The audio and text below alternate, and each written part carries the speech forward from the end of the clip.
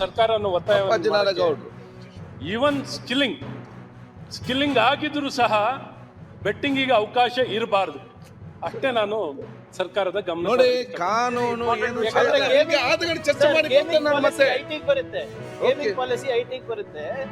ಈಗ ಸಾಹೇಬ್ರು ಹೇಳ್ದಂಗೆ ಸ್ಕಿಲ್ಲಿಂಗ್ ಅಲ್ಲಿ ಬೆಟ್ಟಿಂಗ್ ಇರಬಾರ್ದು ಅಂತ ಹೇಳ್ತಾ ಇದ್ರು.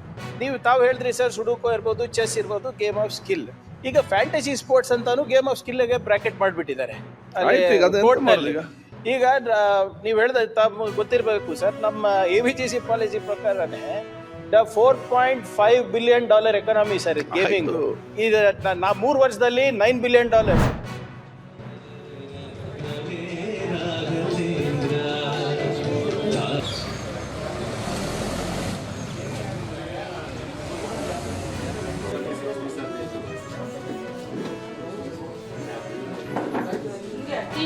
ಪಾರ್ವತಿ ಪರಶಿವನ ಪ್ರೇಮ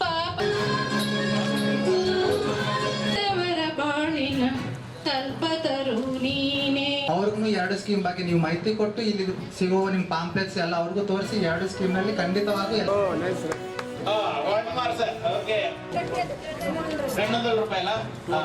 ಹಿಂಗೆ ಅವ್ರು ಉన్నారు ಲೆಸ್ ದನ್ 40 years. ನೀವು ಆ ಕಂಪ್ಲೇಂಟ್ ಎಲ್ಲೂ ಹೋಗಿ ಕೊಡ್ತೀರಾ? आपका कोई एक्शन ही नहीं हुआ, फिर किसके पास जाएंगे? Reserve bank of India regional director ಎಲ್ಲರೂ ಕೂಡ 2 ಸ್ಕೀಮ್ ನಲ್ಲಿ ಎನ್ರೋಲ್ ಮಾಡಿಕೊಂಡು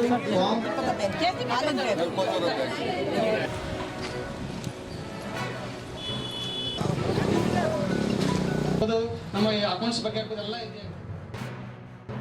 APY, all people should take advantage of all these schemes. They're very good schemes. So now saturation drive is going on. जिनका अकाउंट नहीं खुला है उनका भी अकाउंट खुलेगा. जिनका अकाउंट इनऑपरेटिव हो गया बिकॉज ऑपरेशन नहीं हुआ उनका एक्टिवेट किया जाएगा. But also the focus is mainly on the re-KYC because this Jan Dhan Yojana started in 2014, so 10 years has elapsed. So there is a purpose of doing these scams that we have to do again the know your customer, which we call in banking jargon as re-KYC, and we are sensitizing all the rural people who are opened accounts from 2014 onwards. So many public here, and wherein we had the opportunity to explain all the social welfare schemes which has been floated by our central government. So here also we have stressed about the importance of re-KYC, dormant accounts, availing nomination facility. So all these things have been explained in detail. ಈ ಥರ ಮಾಡಬೇಕು, ಇದನ್ನೆಲ್ಲ ಇದು ಮಾಡಿ ಸದುಪಯೋಗ ಪಡಿಸ್ಕೋಬೇಕು ಅಂತ ಹೇಳ್ಬಿಟ್ಟು ರೈತರಿಗೆ, ಈ ಮಹಿಳೆಯರಿಗೆ ಎಲ್ಲರಿಗೂ ಹೇಳ್ಕೊಡ್ಬೇಕು. ನಮ್ಮ ಪಂಚಾಯತಿ ಸುಧಾರಿವನೆ ಸರ್, ಖಂಡಿತ ಸುಧಾರಿವನೆ ಎಲ್ಲ ಏನಕ್ಕೆ ಇಷ್ಟಪಡ್ತೀರಾ? re-KYC ಕೂಡ ಸ್ಥಳದಲ್ಲೇ ಮಾಡ್ಕೊಡ್ತಾ ಇರೋದ್ರ ಬಗ್ಗೆ. ಹೌದು ಸರ್, ಅದು re-KYC ಮಾಡ್ಕೊಡ್ತಿದ್ದಾರೆ, ಮತ್ತೆ ಪೆನ್ಷನ್ ಬಗ್ಗೆನೂ ಮಾಡ್ಕೊಡ್ತಾ ಇದ್ದಾರೆ. ಎಲ್ಲನೂ ಒಳ್ಳೆ ಸವಲತ್ತಲ್ಲಿ ಒದಗಿಸ್ತಾ ಇದ್ದಾರೆ. ಗ್ರಾಮೀಣ ಜನಕ್ಕೆ ಇದು ಬಹಳ ಅನುಕೂಲ ಆಗುವಂಥ ಕೆಲಸ ಸರ್ ಇದು. ಎಷ್ಟೋ ಜನಕ್ಕೆ KYC ಮಾಡಿಸ್ಕೊಂಡು ಗೊತ್ತಿರಲ್ಲ, ಏನು ಬ್ಯಾಂಕ್ಗಳಿಗೆ ಹೋಗಿ ತುಂಬಾನೇ ಪರದಾಡ್ತಾರೆ. ಅಂಥವ್ರು BC ಹತ್ರ ಆಗಿರ್ಬೋದು, ಇಲ್ಲಿ ಆಯೋಜನೆ ಮಾಡಿರ್ತಕ್ಕಂಥ ಕಾರ್ಯಕ್ರಮದಲ್ಲೂ ತುಂಬ ಜನರೇ ಮಾಡಿಸ್ಕೊಂಡಿದ್ದಾರೆ. KYC ಮತ್ತು PMJDY ಅಂದರೆ ಝೀರೋ ಅಕೌಂಟ್, ಇದು ಎಲ್ರಿಗೂ ತುಂಬ ಅನುಕೂಲ ಸರ್. ಎಲ್ಲ ಬ್ಯಾಂಕರ್ಸ್ಗೂ ಸೇರಿಸಿ ಒಂದು ಫೈನಾನ್ಷಿಯಲ್ ಇನ್ಕ್ಲೂಷನ್ ಕ್ಯಾಂಪನ್ನು ಮಾಡಿ ಸಕ್ಸಸ್ಫುಲ್ ಮಾಡಿದ್ವಿ. ಎಲ್ಲ ಜನಗಳಿಗೂ ನಾವು ಸೇವೆಯನ್ನು re-KYC ಒದಗಿಸ್ತಾ ಇದ್ದೀವಿ.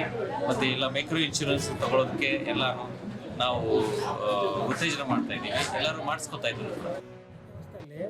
ಒಬ್ಬರು BC ಒಬ್ಬರು ಇದ್ದಾರೆ, ಇಲ್ಲ ಅಂದ್ರೆ BC ಅವರ ಮನೆಗೆ ಹೋಗಿ ಕಸ್ಟಮರ್ ಮನೆಗೆ ಹತ್ರ ಹೋಗಿ ಅಲ್ಲಿಂದ ತಗೋಬೋದು. ಇಲ್ಲ ಅಂದರೆ OTP ಥರ ಒಂದು ಸ್ಕೀಮ್ ಇದೆ.